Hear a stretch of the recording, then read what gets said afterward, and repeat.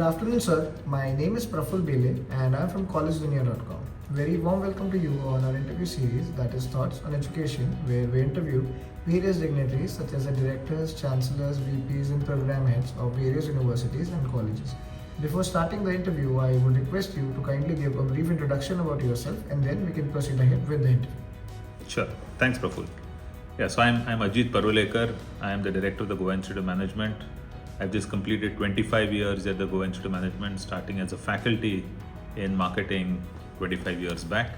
I've seen this institution grow, and I've seen also the Indian higher education as well as especially schools of management grow in India and become internationally reputed.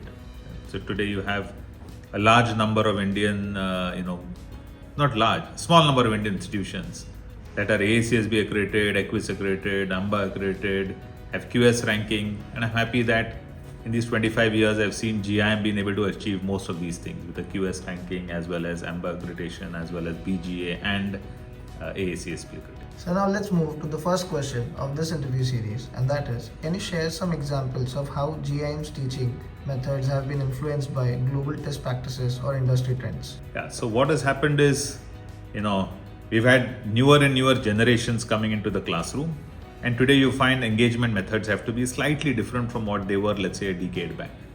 So today what you find is a lot of new technology coming in. So for example, now across all the programs that we do, across all the functional disciplines, now you find data, artificial intelligence and new technologies part and parcel of what happens. Whilst we still continue doing some of the old case method, we also have today younger, shorter cases that get incorporated. And the third part, I should say that GIM has just put up state-of-the-art AR/VR facilities. So we have two separate classroom setups where students can put on AR/VR glasses, and based on that they can get immersed into either a manufacturing environment or into a retail store or into an office. And this becomes part of the case series that INSEAD has, and a couple of others also have cases like that. And lastly, I must say, because experiential learning is becoming important, it's also important. Therefore, we have large number of field-based courses and experiences, multiple of them. Maybe in the conversation, I can talk about it a little bit later. How does GIM foster innovation and entrepreneurship among the students, and what kind of support systems are in place? So what's happening is today, 25 years back when I joined this, teaching at a school of management, at that time everybody wanted to get to either into consulting or investment banking or become a brand manager. Today you find really top of the line is people want to do a startup, they want to do their own venture, and I think that's a good part.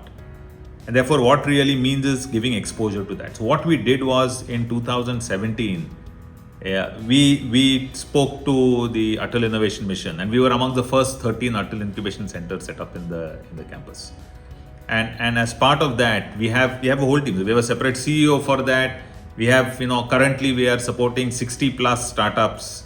I think these startups have raised 85 crores of money, and because this is based in the center of our campus, students get to intern with startups, students get to rub shoulders with startups, get benefit from the CEO and the team of our Atal Incubation Center. I think that fosters a lot of these innovation startups and things like that.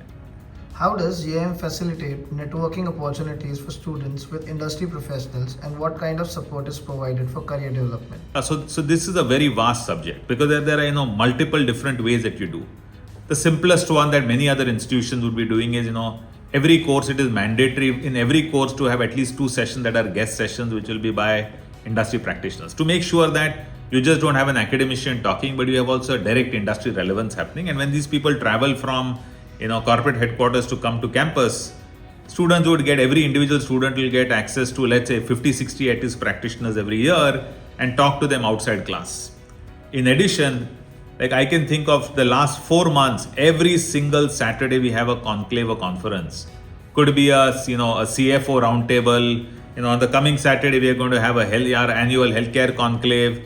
We had an FMCG conclave. We had, a strategy discussion. So every weekend we'll have something like half a dozen speakers will come in and who will have conversations around what is the latest part. And these are attended by students. And because these people are available on campus, there's a lot of conversation that happens there. And lastly, I must say that every program has a board of studies which will have industry, academia and alumni representation. And they make sure therefore that we are, in tandem with what's happening at industry. Sir, can you share any success stories or notable achievements of GIM's alumni and how have they impacted their respective industries? Yeah, so the fact that today GIM is now 32 years, we've had alumni who've been coming out for 31 years. That means so today you have alumni who are across this breadth and spectrum in industry, different sectors, different parts of the world, different levels.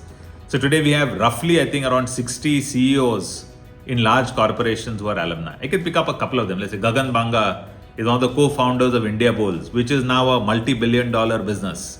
We have, let's say, Adani, the entire reality business, the CEO of Adani reality business, which is, I think, a 50 to 53,000 crore business. That's a GIM alumnus. The Kantar Group in India, which is the largest marketing research firm, the chief executive there, the managing director is a GIM alumnus. You have Zerodha, the current CEO of Zerodha, Vishal Jain, he's an alumnus. So whether it is in the luxury industry, whether it is in FMCG, banking, Goldman Sachs as a managing director at Goldman Sachs. So you have a very large number of GIM alumni in industry. And the other part is we have a sizable number of GIM alumni who work in government at the level of joint secretary, heads of departments and things like that. Sir, how does GIM plan to leverage emerging technologies like AI, blockchain, or sustainability to enhance its programs and research? Yeah, so in 2018 we were one of the early institutes in the country who had a management program with data analytics. And data analytics is like what led to AI. I mean, AI ML is something that was taught in the data analytics program, and therefore we had a lead in that. Our program, now we have 180 students in that program. So we have a whole faculty that's there around that. And because we had a faculty and we had expertise in-house, whether it was a healthcare program or it was in marketing or whether it was in banking, everywhere, we made sure some of these technologies that we had capability on campus, they were incorporated. I'll specifically talk about sustainability because sustainability, GIM has a global reputation.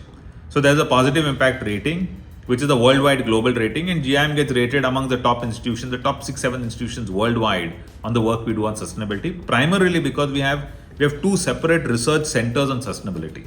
The Center for Social Sensitivity and Action, which looks at all the social sustainability, and all the environmental SDGs that are there, looked at the Center for Excellence in Sustainable Development. As a result, we have faculty who lead these centers and work in these centers. They are invited worldwide, so that we win awards in different parts of the world for the work that we do there.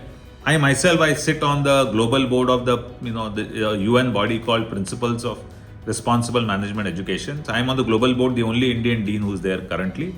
I also sit on the Indian board of the UN Global Compact, which is primarily about sustainability in industry. Therefore, we have a very strong impact, and we are the leading business school in India and in Asia in this space. Sir, any suggestions you would like to give to the current youth and the aspiring students? Yes, I think today what's happening is technology is evolving at a very, very fast pace. One part of that is AI. Like that AI, there are many other technologies, and these are tools that are going to make your productivity go up much faster. At the same time, what's important is management is getting more and more important, because when you have technology coming in, first you'll have these source technologies like a chat GPT, Perplexity and the equivalent. And the next phase is going to be making these to have specific LLMs for specific businesses. We're going to require a lot of managerial talent.